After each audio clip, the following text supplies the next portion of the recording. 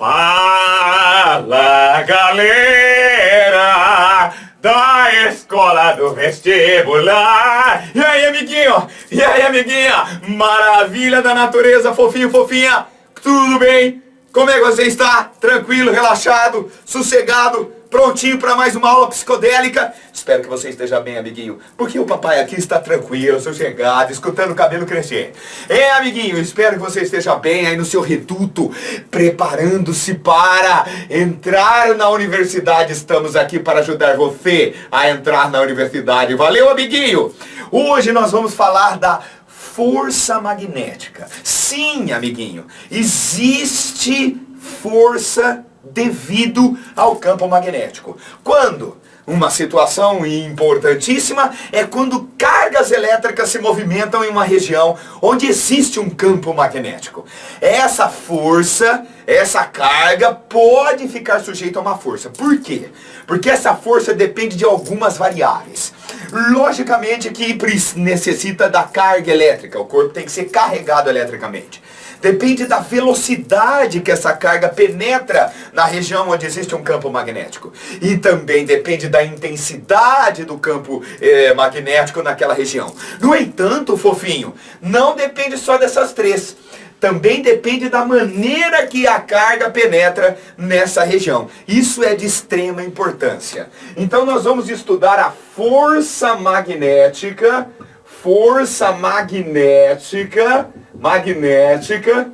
em uma carga elétrica.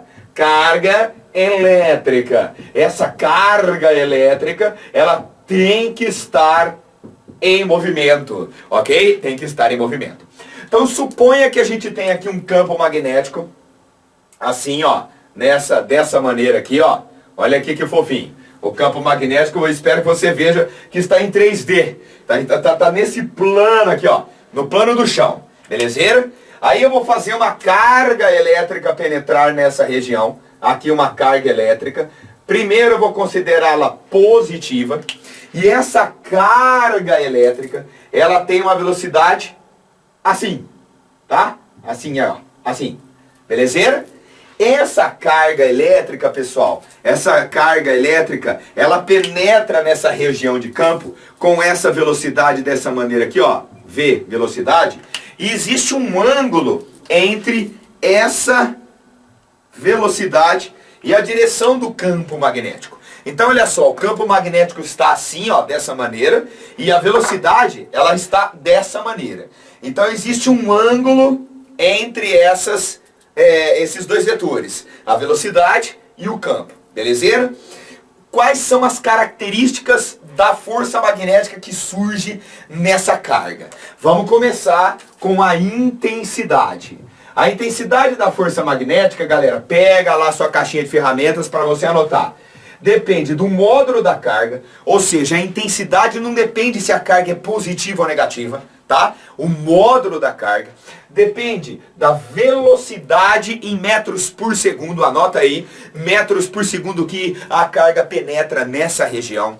Depende da intensidade do campo magnético em Tesla, marca aí na sua caixinha de ferramentas, Tesla, e depende do seno do ângulo θ, que é o ângulo entre a velocidade e o campo magnético. Certo, galera? Então essa é a expressão da intensidade da força magnética. Intensidade da força magnética. Agora, como toda grandeza vetorial, falta a direção e falta o sentido.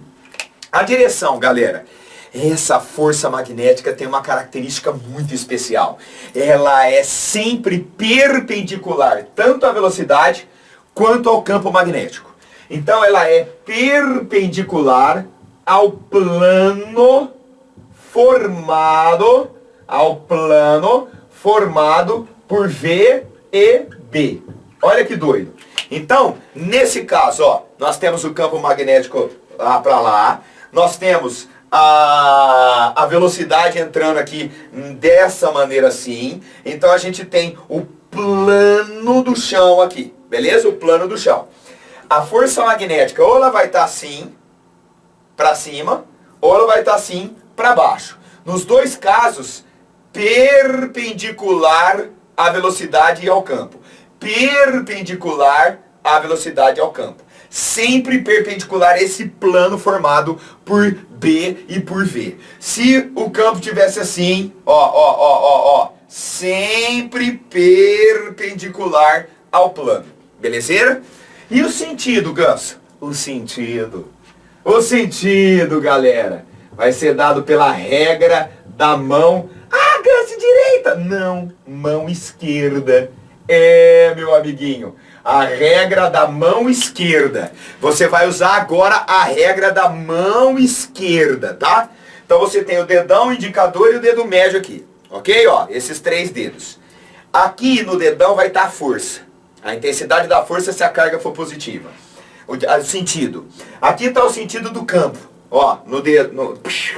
E aqui está o sentido da velocidade. Para você lembrar, olha só a gambiarra. Faça bom vestibular. Faça bom vestibular. Então, ó, nesse caso, o campo está para lá, a velocidade está assim, a força magnética estaria para cima. A força magnética estaria perpendicular à velocidade, perpendicular ao campo magnético e no sentido para cima, ok? Para cima. Então, ó, para uma carga positiva, agora o Ganso vai fazer a mão esquerda. Você já se lembra que o desenho do Gansinho é um lixo. É um lixo. Então tá aqui o dedão, aqui o indicador, aqui o dedo médio e aqui os outros 2 dedos assim, ó. Que lixo, que lixo. Ó, que mão que é essa? Mão esquerda. Mão esquerda. Belezeira? Então tá assim, ó. O reborvinho. Para a carga positiva, né? Ó, faça força magnética, bom, que é o campo magnético. Vestibular é a velocidade aqui no dedo médio. Ô, Ganso, e se a carga for negativa? Galera, se a carga for negativa, você inverte o sentido da força. Não muda a mão. Não muda, não muda a mão, não muda a mão. Mantém a mão como se fosse uma carga positiva, tá? E só inverte o sentido depois. Por exemplo, se essa carga fosse negativa, essa força estaria perpendicular, mas para baixo, tá bom? Então, faça bom vestibular. Faça bom vestibular. Essa é a força magnética. Belezeira, galera? Bom, vamos fazer um exercício para ilustrar. A gente vai ter 2 aulas de força magnética. Essa primeira aula, teoria e exercício. E na próxima aula, mais exercícios. Fechou? Exercício 1, fofinho. Exercício 1. Uma massa M de carga Qzinho. Então percebam, fofos, que é um exercício literal. A massa da carga é M. A massa da carga é M. E massa da carga é M. E a carga é Qzinho. Ó, Qzinho. Tá vendo aí? Gira em órbita circular de raio R, e período é o quê? Período é o tempo. Tempo do quê? Tempo de uma volta. No plano equatorial de um ímã. Nesse plano, a uma distância R do ímã, a intensidade do campo magnético, ó, uma distância R do ímã, a intensidade do campo magnético é μ dividido por R sobre 3. Em que μ é uma constante e uma constante. Se fosse de 4R o raio da órbita, se o raio fosse de 4R, o período seria de quanto? O tempo de uma volta seria de quanto? Pessoal, aqui a gente vai fazer uma demonstração muito interessante sobre o período e o raio da trajetória. E para isso, nós vamos precisar lá dos conceitos de força centrípeta. Olha só, fofos. Quando a gente lança perpendicularmente uma carga elétrica numa região onde existe um campo magnético, essa carga vai descrever um movimento circular e uniforme. Por que isso acontece? Galera, vamos supor que o campo magnético esteja assim, ó. Aqui é o campo magnético. Como é que ele mesmo tá? Como é que ele está? Entrando no plano do papel. Vamos supor que nessa região penetre aqui uma carga elétrica de sinal positivo com uma velocidade que está assim, por exemplo. Beleza? Então essa velocidade e esse campo, eles estão perpendiculares. O campo está lá para dentro e a velocidade está assim, né? O campo para dentro e a velocidade é assim. Portanto, eles estão perpendiculares. A força magnética, nesse caso, vai ser... Faça bom vestibular. Então, o campo para dentro, velocidade para minha direita e o dedão para cima. A força magnética, ela está perpendicular à velocidade. Quando uma força é perpendicular à velocidade, você tem que lembrar lá de trás, lá dos conceitos de força centrípeta. Quando a força é perpendicular à velocidade, ela só desvia. Não muda a velocidade nem intensidade. Muda em direção e muda em sentido. Portanto, a trajetória que essa carga descreveria seria uma trajetória circular. Se eu pegar a carga nesse ponto aqui, a velocidade estaria assim, velocidade estaria assim. Faça bom vestibular, entrando no campo, velocidade para cima. Força aqui, sempre voltada para o centro de uma trajetória. Portanto, não esqueça, a força magnética faz o papel de uma resultante centrípeta. Esse é o caso mais emblemático do caso da aplicação da força magnética. Desenvolvendo isso, o movimento é circular e uniforme, então ele tem um raio e tem um período. A força magnética é QVB, e o seno aqui é de 90. Por quê? Porque é o ângulo entre a velocidade e o campo magnético. E a resultante centrípeta é mv² dividido pelo raio da trajetória, certo? Simplificando aqui, esse V corta com aqui, esse sobra aqui, e o seno aqui é 1. Manipulando aqui as variáveis, a gente chega que o raio da trajetória é M vezes V dividido por Q vezes B. Anota isso na tua caixinha de ferramentas. Anota o raio da trajetória na sua caixinha de ferramentas. Habibs me vê um quibe. Ha! Habibs me vê um quibe. Habibs me vê um quibe. O raio é em metro, a massa é em quilogramas, a velocidade em metros por segundo, a carga em coulomb e o campo magnético em Tesla. Anotou? Anotou? Anotou na sua caixinha de ferramentas? Maravilha. Bom, muito bem. Então, esse campo aqui é o gerado pelo ímã. Olha só que doido. É esse valor psicodélico aqui, tá? Agora, vamos para o período, o tempo de uma volta completa. O tempo de uma volta completa, galera, o tempo de uma volta completa, eu posso terminar dessa maneira. A velocidade é uma volta, que é 2π vezes o raio, dividido pelo tempo, que é um período. Certo? Olha só. Dividido pelo tempo, que é um período. Multiplicando em cruz, a gente vem que V vezes T é 2π vezes R. Então, o T é 2π dividido por V vezes o R, que é o raio da trajetória. Belezeira? Que é o raio da trajetória. Então, olha só. O raio que está aqui, o raio que está aqui, eu vou trocar pelo Habibs me vê um quibe. Então, o período vai ser 2π dividido por V vezes M vezes V dividido por Q vezes B.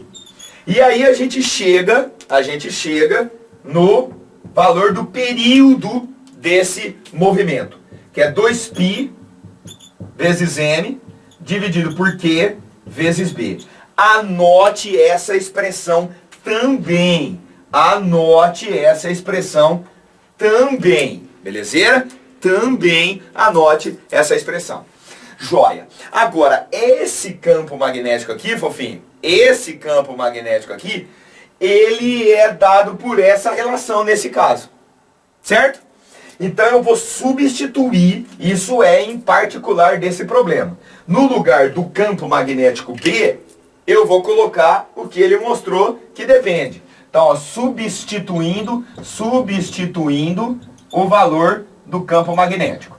Então, o período é igual a 2π vezes m dividido por Q vezes. No lugar do B, eu ponho μ dividido por R ao cubo. Dividido por R ao cubo. Mantendo de cima e multiplicando pelo inverso do de baixo, o período vai ser 2π vezes m dividido por Q vezes μ vezes o R ao cubo. O R ao cubo. Beleza? Então perceba que o período depende do R ao cubo. R ao cubo. Se a gente quadruplicar essa parada, né? Se a gente quadruplicar essa parada, que na verdade é a distância ali do ímã até a festinha, eu vou colocar aqui o T', o novo valor do período é 2π vezes m dividido por Q vezes μ. Vezes, agora eu vou pôr 4 R'inhos ao cubo. Então, esse período vai ficar 4 ao cubo, 4 vezes 4, 16, 64 vezes 2π vezes m vezes R ao cubo, dividido por Q vezes μ. Ou seja, o período ele é multiplicado por 64 vezes, ó. Esse daqui é o período inicial, certo? Então essa é a resposta. Deixando a carga, um R ao cubo, ó, essa distância 4 vezes maior, o período vai ser 64 vezes maior. Belezeira? É uma relação com o R ao cubo. Ok? Então esse exercício ilustra bem, principalmente essa demonstração, que é quando a carga penetra perpendicular à direção do campo. Quando ela penetra paralela ao campo, com ângulo 0 ou com ângulo 180, a força magnética é nula. Né? Ó, a força magnética que depende do seno, ela é nula. E aí não tem a força magnética. Se não houver outras forças, a carga se movimenta como retilíneo uniforme. Tá? Agora, se for oblíqua, marca aí, ó. Não precisa nem se preocupar muito, porque nem cai muito. Mas ela faria um espiral. Esse é o movimento quando entra obliquamente. A grande maioria dos vestibulares cobra a parte em que a carga entra perpendicular. Belezeira? Muito obrigado pela paciência, pela audiência. Vamos à luta. Até a próxima aula, que nós vamos resolver bastante exercícios sobre a força magnética. E tamo junto. Até a próxima. Vai lá nos exercícios. Faça você também. Abraço.